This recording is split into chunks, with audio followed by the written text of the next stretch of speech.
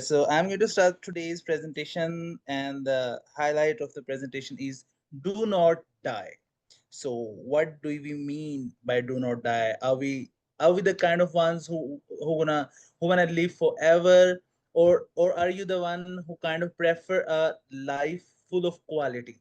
So whenever there is a choice between having a long life, do not always go for a long life. Always go for a long and healthy life, because a healthy life is more important than a long but an unhealthy one.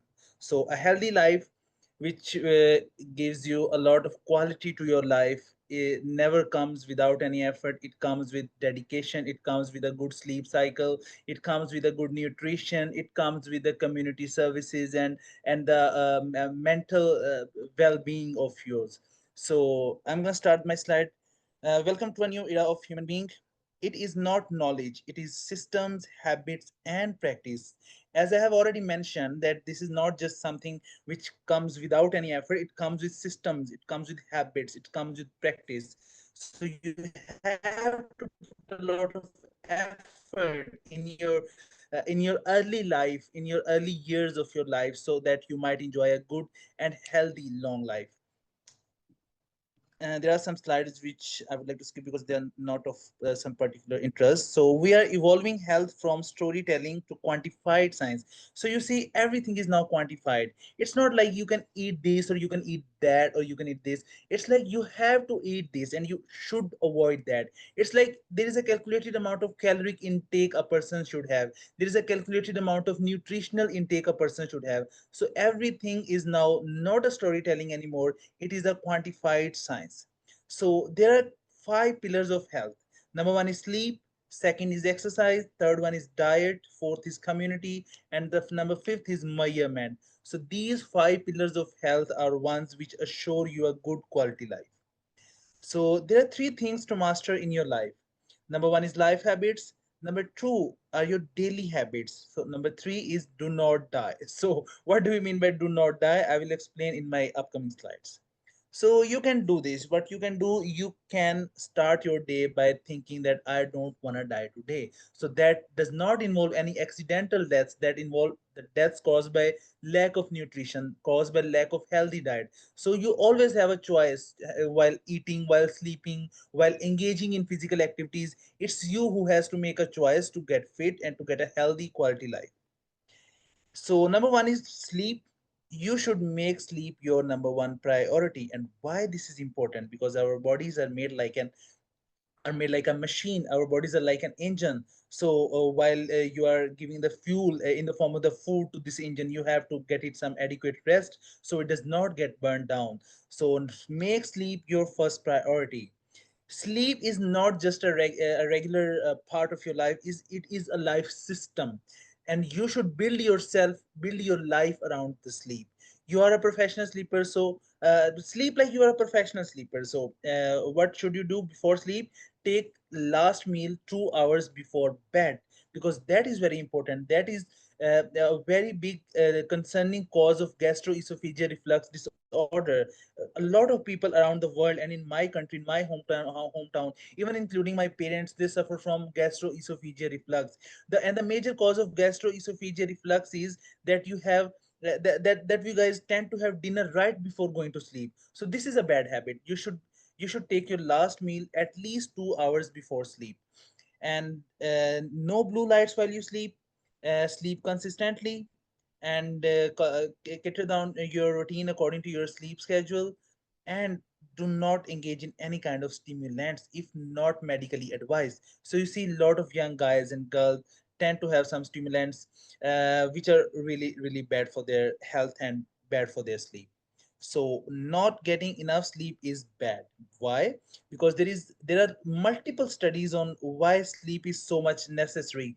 Number one is there is 12% higher risk of premature death. So the people who don't get enough sleep in their daily routine, they are more prone to premature death.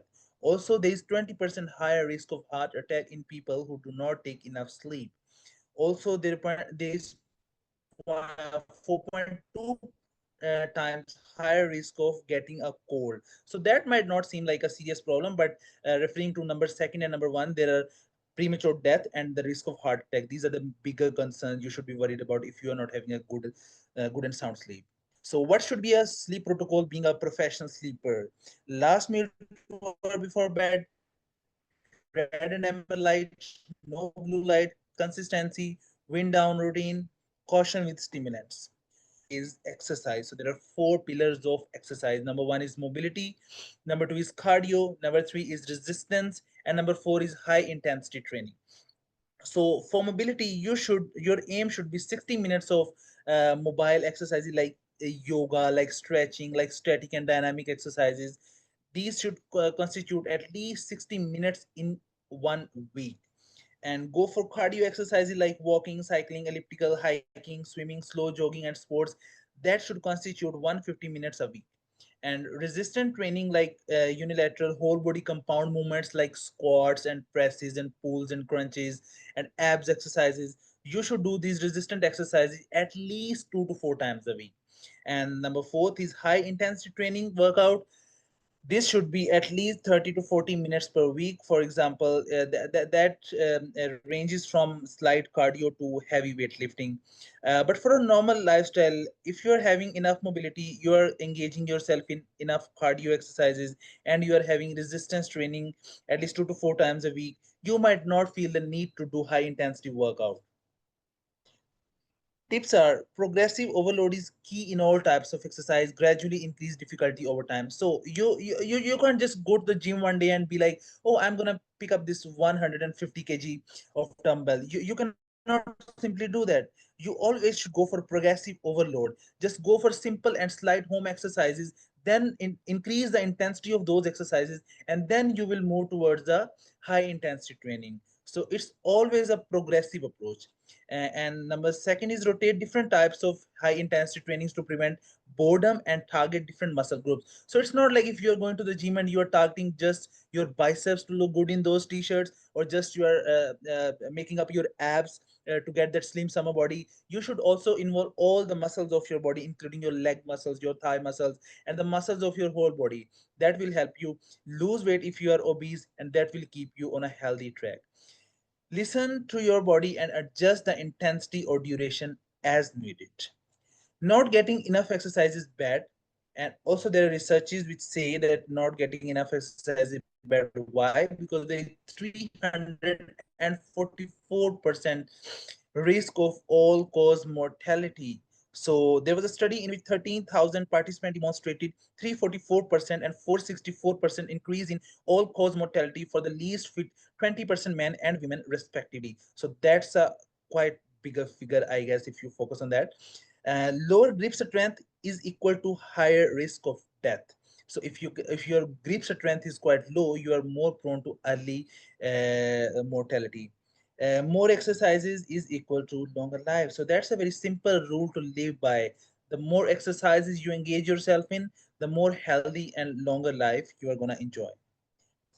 So another thing which contributes in our daily bad habits is our postures. All of us and our kids and our siblings and our friends, we're all used to social media and the apps which keep us engaged all the day, all long day and night, even before sleeping. We don't even care about our pose. So my posture is actually the one which defines my overall muscle health and mobility. So your posture should be straight. Your posture should be the one that should continuously give you enough mobility. So the next thing is nutrition as a life system. Nutrition as a life system, what should I do? So some scientific studies say that on an average 70 kg man should have 2,250 calories per day. So that is an average of a healthy young adult man.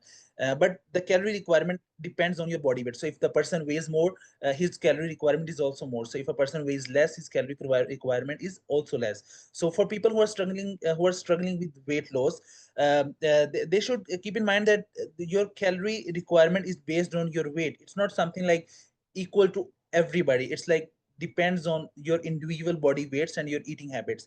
Every calorie fights for its life. So some studies say that you should have intermittent fasting. Some studies should say you should have 14 hours of fasting. Some studies are there who says you should have 18 hours of fast. And there should be no cheat days. We guys tend to have a lot of cheat days in our life, but that's enough. We should not be engaged. That actually explains our willpower. If we are not ready to give up on the things which are causing harm to our life, that means we are not honest to our body. We are not honest to ourselves.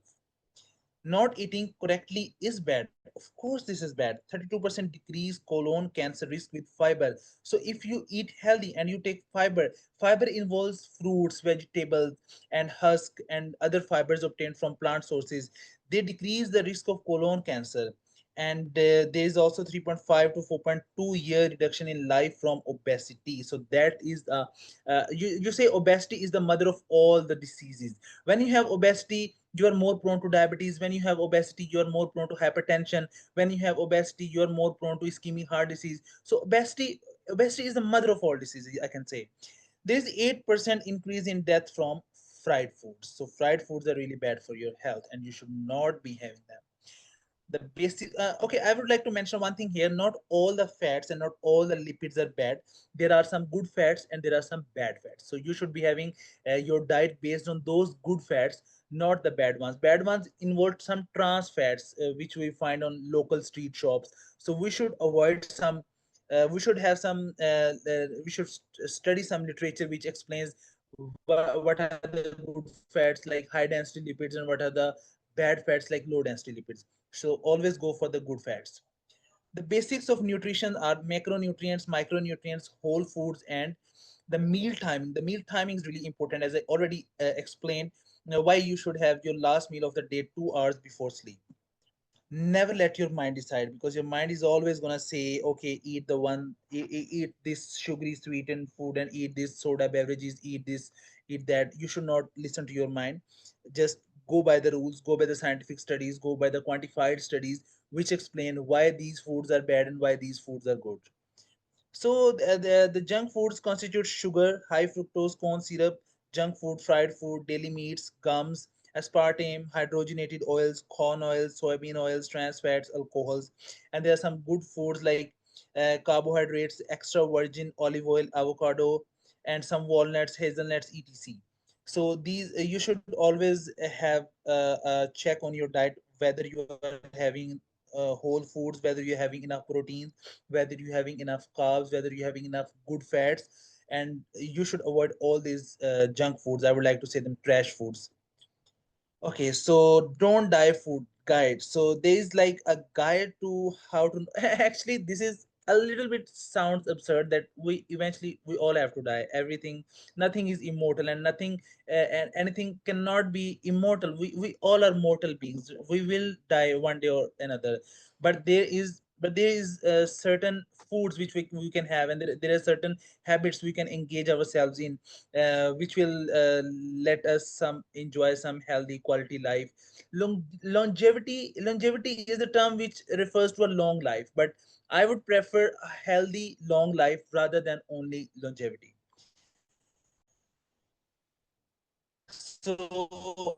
A typical day, you should have some fasting, you should have some walk, you should have some vegetables, you should have some fruits, you should have.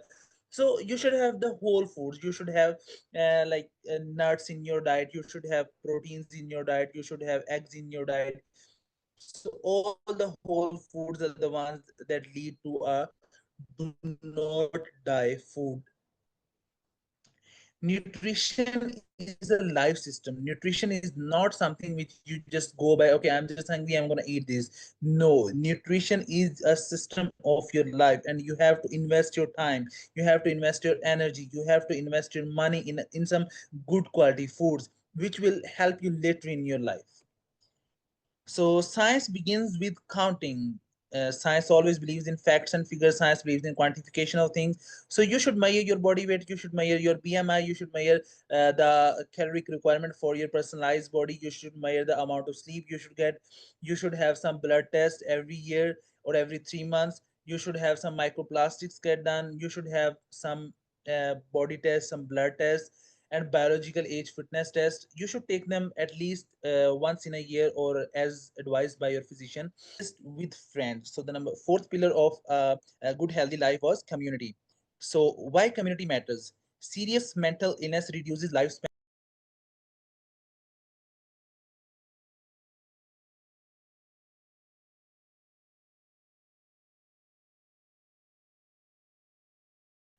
I am so sorry, ladies and gentlemen, about the interruption.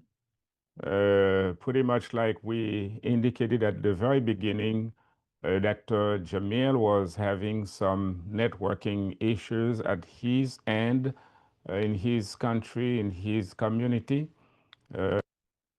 Actually, the reason why he could not provide us with a video feed to allow us to see her face. But now the problem seems to have gotten worse since the audio feed is also gone. That's very, very unfortunate because he was addressing a topic of great interest.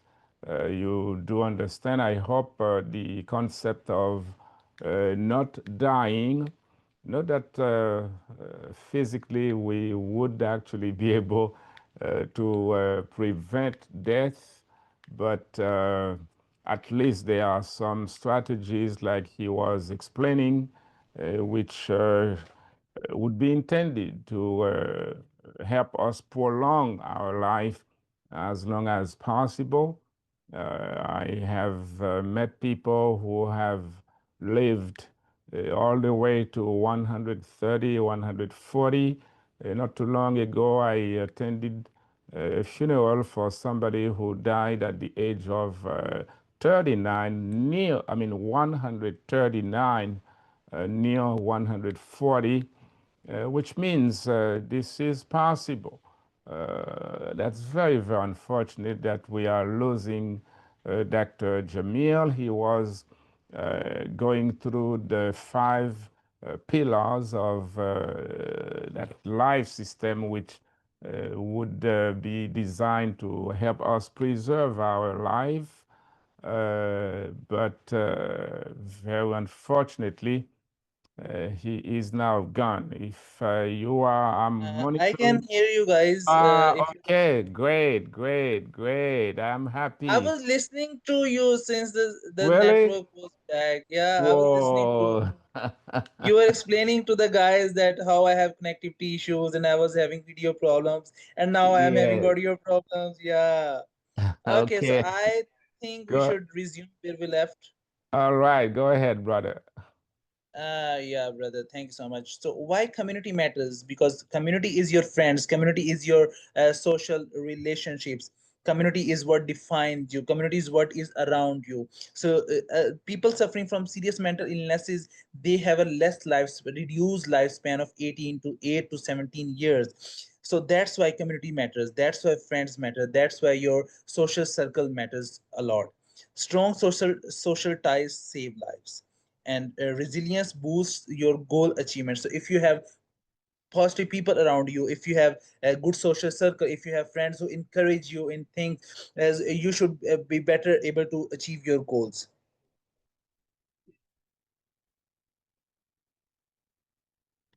So the basics of community are connection and belonging, support and reciprocity, shared purpose, shared experiences, and vulnerability. So we will talk a little bit now about female health. Why female health is important? There are general female health involves the diet and supplements, which involves iron-rich diet, calcium and vitamin D, folates, and exercises like pelvic floor exercises and strength training diets. So why female health is important? Because females are the are very much important to us. We have our mothers who gave birth to us, and our wives and our sisters and our daughters. They are always like struggling and giving us the best of our lives. So their health matters a lot. And also, given the fact that female menstruate every month, they lose a lot of blood and they are more prone to getting anemic than us men. Their diet is way much important, and especially for the married women who are pregnant, their diet becomes a lot more important because they are carrying a fetus inside themselves, and the iron level and the folate level and the calcium and vitamin D levels matter a lot to a pregnant female. And the pelvic floor exercises are also really important in females. So there are some premenopausal changes like pre-menstruation cycle and some post-menstruation changes. So these are some changes which a female experience once in a month. So in these phases, in these cycles, the diet is very important. The diet plays a very central role. So post-menopausal, post-menopause means when a female stops menstruating, when a female stops having periods. So that's usually after the age of 50 or 60 years. So after menopause, there is a risk of osteoporosis. Osteoporosis means your bones start losing their density. So you should, female, the post-menopausal female require vitamin D and calcium to stop the risk of osteoporosis. Also, there are Dr. associated Jamia, cardiovascular. Dr. Sama, I am so sorry to interrupt. We have lost connection with your screen. Would you be able to share that again with us, please? All right. Wait. Okay. Remember, ladies and gentlemen, we had lost Dr. Osama temporarily. He's been back, and he is certainly at this time in the process of attempting to get the screen back. I mean, the presentation back on the screen for us. Let's hope that he be successful with this endeavor. Everything is fine, right, Dr. Osama? Yeah, everything is fine. Okay. If you cannot, but okay, there we go. We have it back. Thank you. Yeah, you guys have me. That's my bad, guys. That's I apologize on my behalf and my connectivity issues, but I will try next time. I will sort out all these connectivity issues before joining the meeting. So where were we? We were at the female health. We were discussing about the premenopausal and postmenopausal cycles of a female, and then we discussed. These were all the slides I just had to go through. Okay, so during pregnancy, things to avoid are there's a list of things which females should avoid during pregnancy, and there are a list of things which she should add in her pregnancy. So these are the foods which you should advise, like sulfate, creatine, sodium hyaluronate, and stuff like that. And you should have methylcobalamin and magnesium and iron and calcium, all these essential micro and macronutrients in your diet. So I think that's all from my side. Any questions? Personally, I don't have a question. I don't know if any of our participants has one. Columbus Ngelese in the chat box is hoping that you could eventually put the PDF document that you are reading now on the chat blog so that our participants can eventually download the document if that is any possible for you. Dr. Osama, we certainly would highly appreciate that. Other than that, we don't have other questions, so you may continue with your presentation. PDF. Yeah, I think If that was any the end of my possible, presentation. please. Okay, Sorry, all sorry. right. What? Yeah, I was taking questions at the end of my presentation. Okay, all right. Yeah, we have a participant who wanna ask something. Yes, Shoal Fage, you want to ask a question? Go ahead, please. Hi, I actually just wanna comment.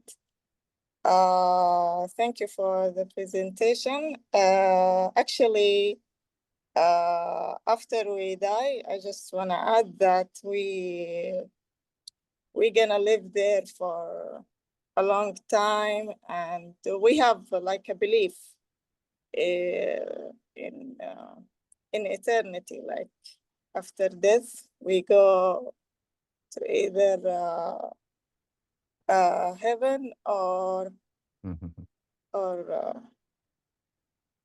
to Yeah, another hell. place like hell. Yeah, I Yeah. understand that this gets more into metaphysics, but let's Dr. Osama respond to that question. Dr. Osama, Okay. Thank you. very welcome. Yeah, of course. That was a very thoughtful question, and yeah, you are right. We all, most of us, believe in the life afterwards, but I think we are more concerned. We should be concerned about the life afterwards, but yeah, the life we're living right now also matters. The life and the quality of this life should also be maintained on our top priority, and we should, our goal should not be to live forever, because we cannot actually live forever. Being humans, we are mortal, we cannot live forever. So while what we can do, we can choose